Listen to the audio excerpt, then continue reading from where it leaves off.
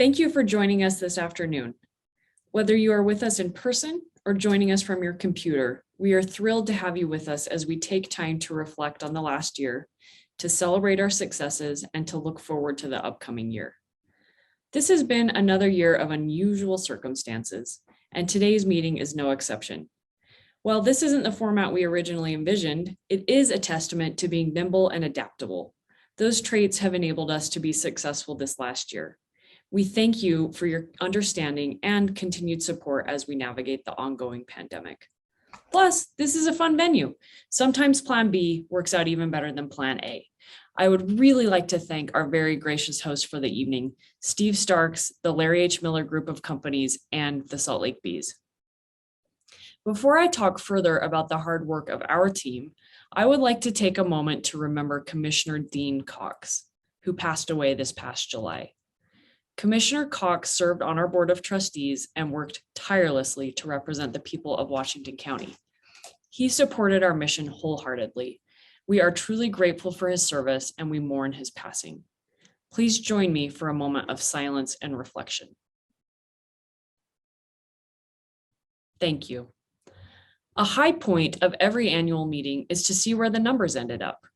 We concluded the 2020-2021 fiscal year with 37 project wins, representing a projected 8,306 jobs for Utahns, $912 million in capital expenditure, and 4.3 million in square footage absorption. A number of these projects represent significant wins for our rural partners, and others demonstrate the value of our global strategy and outreach program. On several metrics, Team Utah hit it out of the park. These numbers are also reflective of many trends that we observed over the past year and that we expect to see continue into the next year. As our project pipeline rebounded in the early part of the year, we saw an increasing number of large-scale manufacturing projects. In a normal year, manufacturing accounts for roughly 1/3 of our active projects. But this last year, manufacturing accounted for more than 50% of all new project starts. These kind of projects require a lot of diligence on water, power, and other site infrastructure. But our business development team, under the direction of Colby Cooley, rose to the occasion. Like professional ball players, they executed the fundamentals, they played great defense, and they always hustled for that extra base. It was a busy year for our other departments as well. The marketing team successfully launched a redesigned website, and they managed to keep us connected through virtual events throughout the year. The research team provided valuable insight to the state through its COVID-19 recovery and through PPE research. They continued to provide value to our clients, investors, and BD staff. In May, we announced the formation of the EDCUtah Foundation and the Center for Economic Opportunity and Belonging.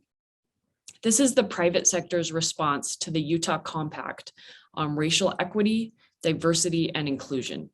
I am so excited to have Zeman Zhao join our team as the center's director. Our community strategy team assisted 14 communities across the state to become Development Ready certified. The importance of this certification cannot be understated. We can look to the example of Iron County and Cedar City, one of our first program graduates. Through Danny Stewart's diligence, that region landed a number of significant projects, thanks in part to the learnings offered through the DRC program.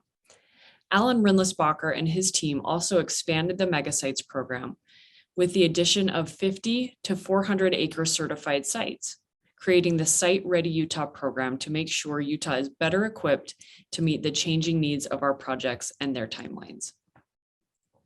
Stephanie Frohman continued to push forward on several strategic initiatives, including diversity, equity, and inclusion. She also continued to serve the state's recovery efforts, which gives me the opportunity to recognize a group of individuals whose work helped make everything we are here celebrating possible, the Unified Command. These individuals worked tirelessly behind the scenes to ensure Utahns stayed safe and healthy, and our economy was able to take off once we made it through the economic crisis. Please join me in thanking them. Lastly, I need to acknowledge Mike Flynn's efforts. His leadership has made EDCUtah one of the top economic development organizations in the country, and his acerbic sense of humor will be a great loss for our staff meetings. He has moved on to a new position in Minnesota, and we wish Mike and his family all the best in their new adventures.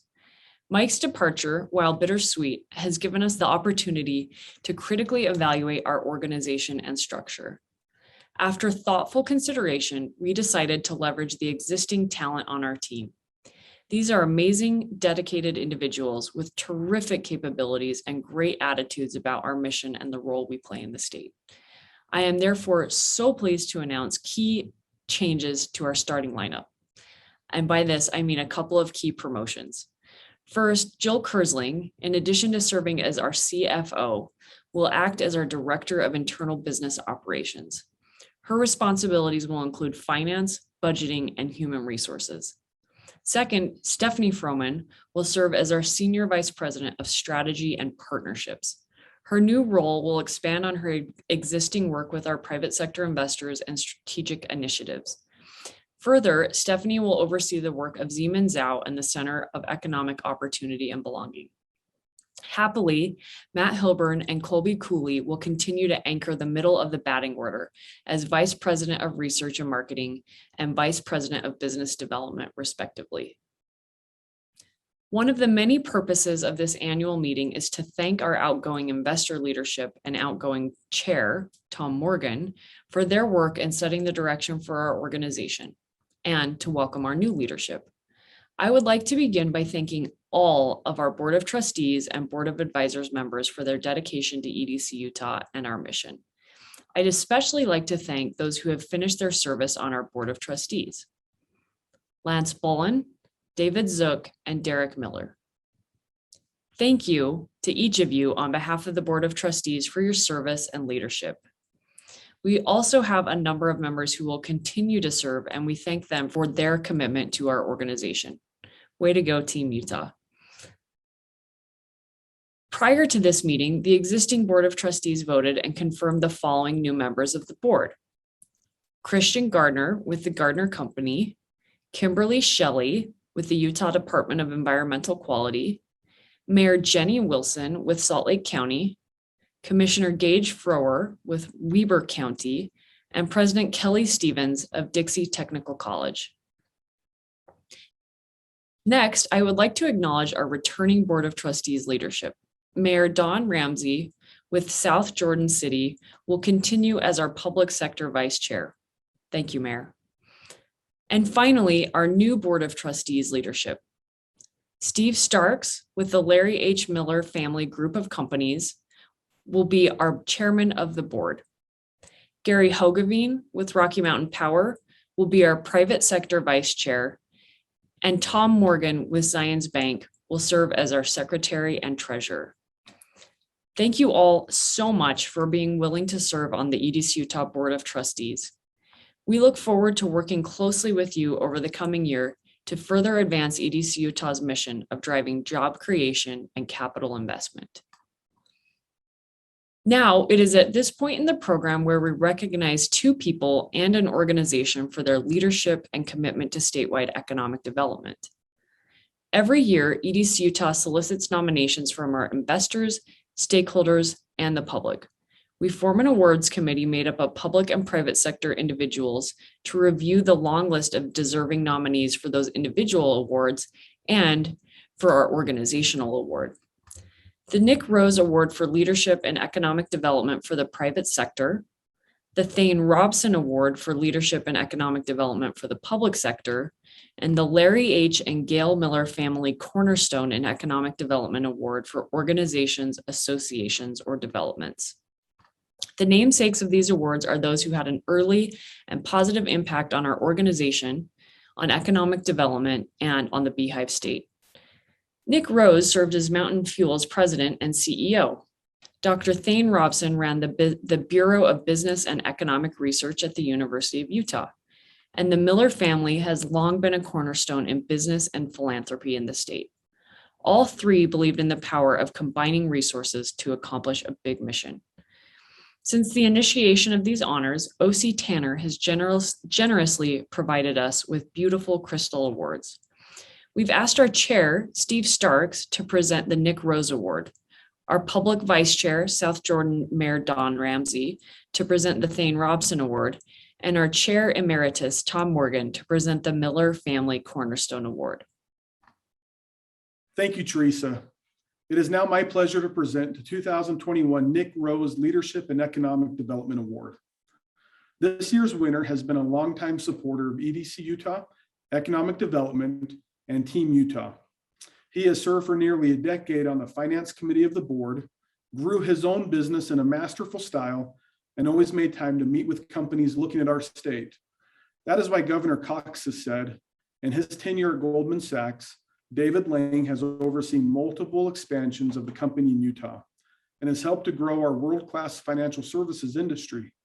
His commitment to economic development in Utah and EDCUtah is without question. David was the person that companies interested in expanding here most wanted to hear from, and he has been one of our state's most eloquent and effective advocates. It is now my honor to present the 2021 Nick Rose Leadership and Economic Development Award to my friend David Lang. Thank you very much, Steve. Appreciate it. It's an honor, and I want to thank you very much for that kind introduction. And I will say that although I'm in New York City right now, I definitely will be traveling back to Utah over the course of the next year, and I'm definitely going to be hitting you up for tickets to Jazz games, especially just given what a great season they had last year. And I also am honored and humbled by the kind words from Governor Cox. That's very kind of you, Governor. Thank you very much. I appreciate it. It's an honor to receive this award. Myself and my family have enjoyed Utah so much. We've raised our kids here, and we've also had, I also had the opportunity to work with some tremendous colleagues from Goldman Sachs in helping to build an office from 200 people to over 3,000 people. And as many of you know, Goldman Sachs is very involved within the community. And Goldman Sachs is also a really large and important employer in downtown Salt Lake City. When I look back on the years, the word that constantly comes to mind for me is gratitude. I feel nothing but grateful for the opportunity to have been able to lead with many of my other colleagues, lead this office and help grow this office into what it is today, which is the Goldman Sachs office. It's the fourth largest office in the world within Goldman Sachs, and such an important strategic asset for the firm that, although it's an honor to receive this award, I really actually feel like I'm receiving this on behalf of my former colleagues at Goldman Sachs that did so much with me in helping to make the office what it is today. So with that, thank you very much. I look forward to seeing many of you and working with many of you in the future, hopefully in different ways. And I look forward, obviously, our family will always have a very strong connection to Utah. We'll maintain a very strong connection to Utah, and look forward to seeing many of you in the future. So thank you very much. Thank you, and congratulations, David. It is my distinct pleasure to present the 2021 Thane Robson Leadership and Economic Development Award. This individual analyzed the Utah economy and has always been willing to share her stabilizing message and viewpoint in private meetings with leaders, as well as through insightful editorials and presentations. As Taylor Randall, president of the University of Utah, has said, for years, Natalie Gochner has been the voice of reason and data when it comes to economic policy in Utah. From advising governors and business leaders to her input in the development of the Utah Leads Together Pandemic Recovery Plan, her calm, measured, and level-headed approach is a beacon for all of us. It is my honor to present the 2021 Thane Robson Leadership and Economic Development Award to Natalie Gochner of the University of Utah. Thank you so much for this award. I'm really honored, and I have great respect for the Economic Development Corporation of Utah, for the people there, for the mission of EDCUtah. And I also am really touched to have an award that carries the name of Thane Robson. Thane is someone who I worked with personally for many, many years. We like to call him Plain Thane from Plain. Those of you know he's from Plain, Utah. But during my professional development, Thane was someone who gave me advice about how to be a working mother, someone who gave me advice about how to conduct myself as a community leader. And he's even someone that I was with during his last week of his mortal existence. We were close colleagues, and I considered him a mentor. So thank you so much for this honor, and I hope we can do more to help this state remain a prosperous and great state. Thank you so much. Congratulations, Natalie, and thank you for all of your influence and everything you do for Utah. The Larry H. and Gail Miller Family Cornerstone and Economic Development Award goes to an organization, association, or development that has merit far beyond its boundaries and that will have a profound and long-term positive impact on the state's economy. This year, we're recognizing the long-term impact of transportation well done. Infrastructure is on everybody's minds these days, and here in Utah, we're blessed with a well-designed and functional public transportation system that continues to grow and improve. As Draper Mayor Troy Walker says, the Utah Transit Authority has long been a vital and sometimes unsung catalyst for Utah's economic growth. The organization's efforts have created a competitive advantage for corporate recruiting, as many companies rate public transportation as a key criterion. The TRAX investment made for the Olympics, the expansion again in 2010, and the front-runner follow-on investment have kept our commute times competitive, expanded the labor commuting range for the Silicon Slopes, and helped to mitigate air quality challenges in Utah. It's my honor to present the 2021 Larry H. and Gail Miller Family Cornerstone and Economic Development Award to the Utah Transit Authority and to invite Beth Holbrook to make a few remarks. Congratulations, Beth. Thanks, Tom. My name is Beth Holbrook, and I'm a trustee with Utah Transit Authority. I'm here today to speak on behalf of my fellow trustees, Carlton Christensen and Jeff Acerson, and also on behalf of the thousands of dedicated, outstanding employees of Utah Transit Authority. We are honored and delighted to accept this award, the Larry H. and Gail Miller Family Cornerstone and Economic Development Award today. Utah's future depends on strategic investment in infrastructure. Our economic development thrives on the community connections made possible by public transit, enabling us to work, learn, and play together. The lifestyle that we enjoy in Utah is one of our biggest drivers to making sure that we continue this commitment to ensuring that it exists in the fullest capacity. Riding UTA creates a connection to our lifestyles. Our transit system here on the Wasatch Front links education, industry, healthcare, and community. We partner with cities to facilitate transit-oriented and transit-centered growth, which includes more diverse and affordable housing choices. We're innovating with new technologies and services like our microtransit pilot that's now become a fixture at UTA and serves our Southwest Salt Lake County communities. We're constantly working to improve and expand our service, thanks to support from policymakers, lawmakers, and our stakeholders in general. We are all working together to prepare for our future growth and managing how it can impact our communities in the future. I wanted to thank Troy Walker for his comments in terms of TRAX and its development and how it has led to the future growth along our Wasatch Front, including our front runner commuter line, as well as expansion, including bus rapid transit or BRTs. We agree. UTA's focus is to continue connecting businesses and employees, students and schools, patients and doctors, and families all across our communities. Clearing the air we breathe, protecting our natural resources, and reducing traffic congestion are also critical elements to making sure that our lifestyle here in Utah continues to thrive.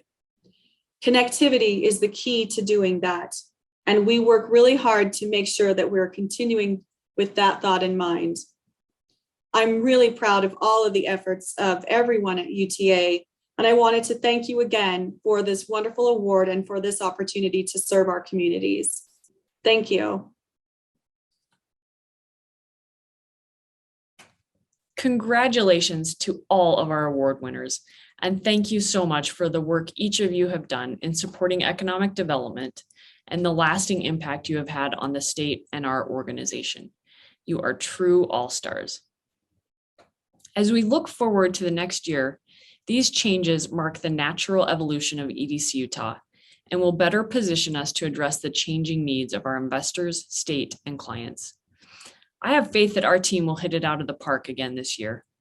This past year has given our team countless opportunities to shine, to demonstrate our skills as we continue to operate in a largely virtual space. It wasn't always easy, but our team continued to show their resiliency and resourcefulness. I would love to take a few moments to share my thoughts about EDCUtah and our role moving forward in this new world. Now that we are better equipped to operate in a fluid circumstance, we turn our attention to learning to navigate our new hybrid reality and the challenges that come with it. There are a few things that we'll be keeping our eye on this fiscal year. First, over the past 12 months, we have seen significant increase in the number of large-scale manufacturing projects. So much so that manufacturing now dominates our project pipeline. We expect to continue seeing a large number of manufacturing projects over the course of the coming year. Second, as things begin to settle down and companies bring employees back to the office, we anticipate seeing our project pipeline balance out to include more office projects. We are already seeing the first indications of this and anticipate to see it strengthen as the year continues. Third, the timelines for our projects, both manufacturing and office alike, are becoming increasingly short with increasingly detailed site forms. As our newly launched Site Ready Utah program gains traction, it will provide us with the tools to meet these shrinking timelines and growing needs of these projects. And fourth, we anticipate the return of in-person events and networking. Already, our team has returned to the road warrior lifestyle. Between global strategy and outreach missions, trade shows, and speaking at conferences and summits across the state and the country. While we all miss the comfort of our living room offices, our return, however slow it may be, is a promising indication that things are progressing. This return to the road means we will be able to foster our relationships with companies and site selectors alike. Further positioning us for success is a move into a new office. And like all things EDCUtah, we couldn't do it without the support of our investors. We are thrilled to announce today that we will be locating to Suite 450 in our current building come November. This has been an extra innings effort, and we'd like to thank Chris Kirk from Colliers, the Boyer and Gardner Companies, Ballard Spar, Layton ISC, Hunt Electric, Mountain West Commercial Interiors, and Hendrickson Butler for their roles in our project move. Finally, we have published our strategic recruiting plan, and I would like to present our goals for the fiscal year 2022. We have adjusted the goal levels to reflect the changes we've seen in our project parameters.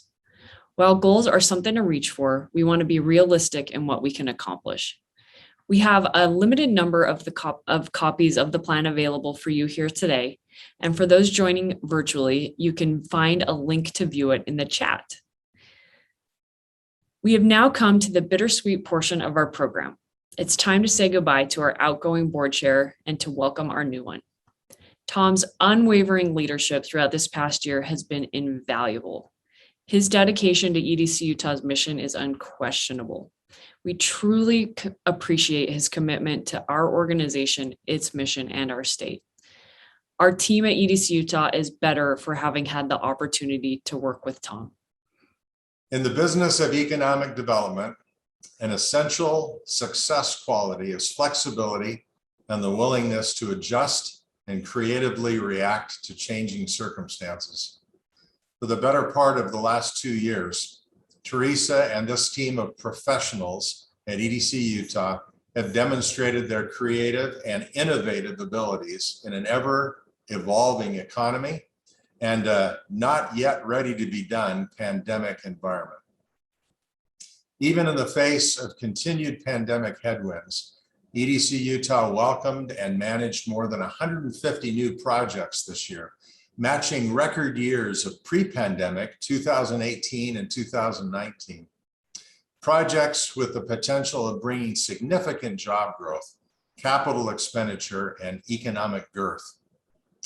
From that hard work and investment of energy, 32 companies chose Utah as their future home or expanded home. More than 13,000 jobs will be created or retained by these successful efforts, and more than $1.2 billion have been committed in CapEx. I couldn't be more proud of this resilient, motivated, hardworking team. For the executive team and the board of trustees, this has also been a year to challenge ourselves to become a leading voice in diversity, equity, and inclusion. We set the goal not only to be exemplary inside the company, but to facilitate DEI excellence with our investors and business community. By sponsoring and hosting multiple town hall roundtable discussion forums, EDCUtah aggressively set the table for improvement and advancements in sustainable DEI. These efforts are market changing when it comes to non-Utah companies considering bringing their employees to our state. While there is still important runway in front of us as we build, mature, and inspire DEI initiatives, a bright signal light on that runway is the creation of the Center for Economic Opportunity and Belonging, accomplished this year, hosted at EDCUtah, and managed and directed by Zimin Zhao. We're proud of her and happy for her influence. This is so much to celebrate this year, and there is so much more to accomplish. I again express my gratitude for and absolute confidence in Teresa and her team. Mike Flynn, who has left for a new adventure, has been a workhorse in building the EDCUtah reputation and brand excellence. We'll miss him, and we wish him the very best in his new endeavors. As we begin the new fiscal year, EDCUtah will be piloted by an all-female executive team, passionate, professional, and prepared to achieve every great thing. Fasten your seatbelts, everybody. These trailblazers have no time to look back. They're focused on Utah's economic horizon, and we ought to follow their lead. I'd now like to welcome Steve Starks, the new chairman of the Board of Trustees. Steve, your influence, your experience, and your engagement will facilitate a whole new level of accomplishment, I'm sure. Congratulations. Thank you, Tom. It is now my privilege as the incoming board chair to share a few thoughts with you. First of all, I want to thank all of our investors, all of our partners, and everybody who contributes to the mission of EDCUtah. We're fortunate to have an incredible board, support from the community, and a world-class executive team led by Teresa. As we have seen over the past 18 months, we never know when a crisis is going to hit us. And despite COVID-19 and its terrible impact facing the country and the world, Utah has continued to shine through these difficult times. That in part is because of the mission of EDCUtah and their thoughtful approach to economic development. While we may see good times and even bad times in our economy, we may see times that are difficult. What we know is as we follow a disciplined process consistently over the years, that Utah will routinely rank at or near the top of the best states to do business and the best states to grow your business in. It's for these reasons that Utah has a sustainable approach, and with EDCUtah's leadership, we will continue to stay at the front of the pack over the long haul. We're grateful for the investors that make this possible. We're grateful for the collaborative way in which Utah leaders come together. And as we're thoughtful together, we can confront the challenges that lie ahead. Challenges such as air quality, a drought, and housing affordability. As we pull together and continue to work as one, we will see that Utah will continue to grow, that we'll have opportunities that we can't even imagine now, and that we can do this in a thoughtful, systematic, and in a way that lifts everybody within our state. And so thank you for your support, and thanks everyone who's been here today at Smith's Ballpark or online. We look forward to celebrating with everyone next year and let's go bees.